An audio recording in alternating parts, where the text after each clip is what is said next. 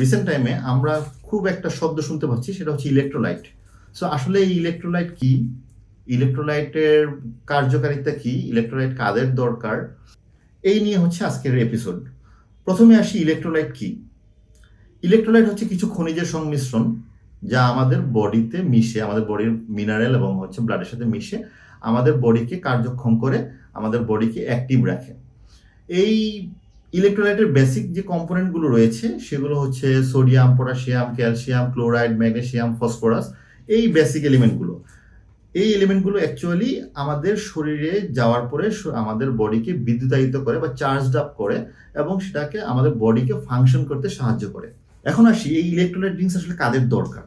যারা আসলে আউটডোরে কাজ করে, যারা এক্সারসাইজ করে, যারা হচ্ছে স্পোর্টসের সাথে জড়িত, বা যারা ডিরেক্ট সানলাইটে থাকে। এখন আমাদের দেশে টেম্পারেচার মাঝে মাঝে 39, 40, 41 উঠে যাচ্ছে।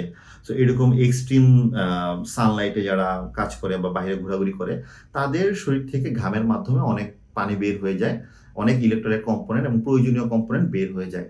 তো যেটা হয় যে আমাদের যে পানি শূন্যতাটা তৈরি হয় সেটার ইনস্ট্যান্ট রিকভারির জন্য এই ইলেকট্রোলাইট ড্রিঙ্কস খাওয়া যেতে পারে। আবার অনেক সময় হয় কি যে ট্রাভেলের ক্ষেত্রে অনেক সময় বমি হয় বা মাথা ব্যথা তৈরি হয় ক্লান্তি থেকে, সেই সময় ইলেকট্রোলাইট ড্রিঙ্কস খাওয়া যেতে পারে। এখন কথা হচ্ছে যে এই ইলেকট্রোলাইট ড্রিঙ্কস কি আসলে সবার জন্য? আসলে সবার জন্য না। এই ইলেকট্রোলাইট ড্রিঙ্কসকে কোনোভাবেই রেগুলার ফ্রুট ড্রিঙ্কস বা অন্যান্য যে বেভারেজ পাওয়া যায় সেরকমভাবে খাওয়া যাবে না। এটা অ্যাকচুয়ালি যখন প্রয়োজন শুধুমাত্র বডিতে তখনই খেতে হবে। এটা নর্মাল কোনো বেভারেজ না, এটা একটা এক্সট্রিম স্পোর্টস বেভারেজ।